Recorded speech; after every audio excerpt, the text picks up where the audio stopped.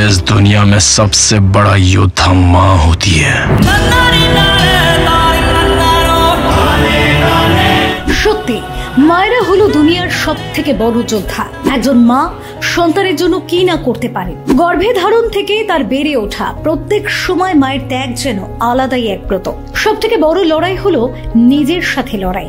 আর মায়েরাও প্রত্যেক মুহূর্ত নিজের সাথে লড়াই করে যায় তার সন্তানকে প্রতিষ্ঠিত করার জন্য। মা হলো পৃথিবীর সেই মানুষ যে নিজের সন্তানের জন্য গোটা দুনিয়ার সাথে লড়তে পারে। এবার জীবন যুদ্ধে হার না মানা এমনই এক মায়ের দেখা পাওয়া গেল দিল্লি স্টেশনে। কথায় বলে একজন মা পারে না এমন কোনো কাজ নেই। সন্তানের জন্য সে সর্বদা সকলের আগে এগিয়ে। আর এবার সে কথাই আবারও প্রমাণিত হলো। ভাইরাল হওয়া নয়াদিল্লি রেলওয়ে স্টেশনে কর্তব্যরত নয়াদিল্লি রেলওয়ে প্রোটেকশন স্পেশাল ফোর্সের মহিলা কনস্টেবল রিনা। ভাইরাল সেই ভিডিওতে 1 বছরের সন্তানকে কোলে নিয়ে ভিড় সামলাচ্ছেন তিনি, যা দেখে নেটিজেনদের হৃদয় ছুঁয়েছে। উল্লেখ্য, গত 15 ফেব্রুয়ারি রাতে নয়াদিল্লি স্টেশনে কুম্ভগামী ট্রেন ধরতে গিয়ে পদপিষ্ট হয়ে মৃত্যু হয়েছিল 18 জনের। ওই দিন ছুটিতে ছিলেন রিনা।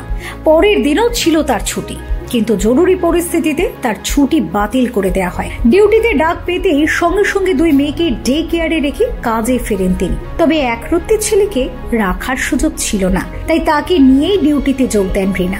আরপিএফ এর অফিসিয়াল এক্স হ্যান্ডেল পেজে পোস্ট করা সেই ভিডিওতে দেখা যাচ্ছে রিনা এক হাতে লাঠি ধরে কর্তব্য পালন করছেন, আর তার বুকে ঘুমিয়ে আছে তার সন্তান।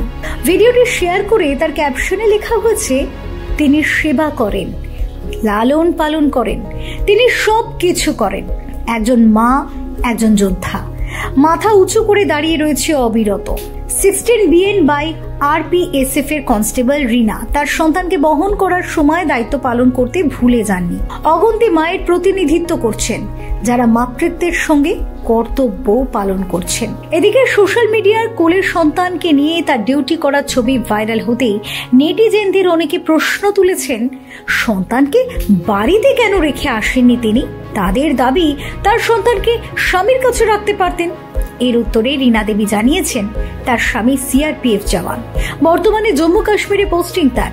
নিজের মা, বাবা ও শ্বশুর শাশুড়িও নেই, আর সে কারণেই তিনি একরত্তিকে নিয়েই ডিউটিতে আসেন। না, ডিউটির মাঝে সন্তানের অবহেলাও করেন না তিনি, বরং 1 বছরের সন্তানকে খাওয়ানোর জন্য ডালিয়ার খিচুড়ি, দুধ আনা থেকে শুরু করে ন্যাপি ও ছোট কম্বলও থাকে তার সাথে। তার এমন দায়িত্ব পরায়ণতা দেখিয়ে অনেকেই ভূয়সী প্রশংসা করেছেন। ফিউরো রিপোর্ট, টক টু টাইম।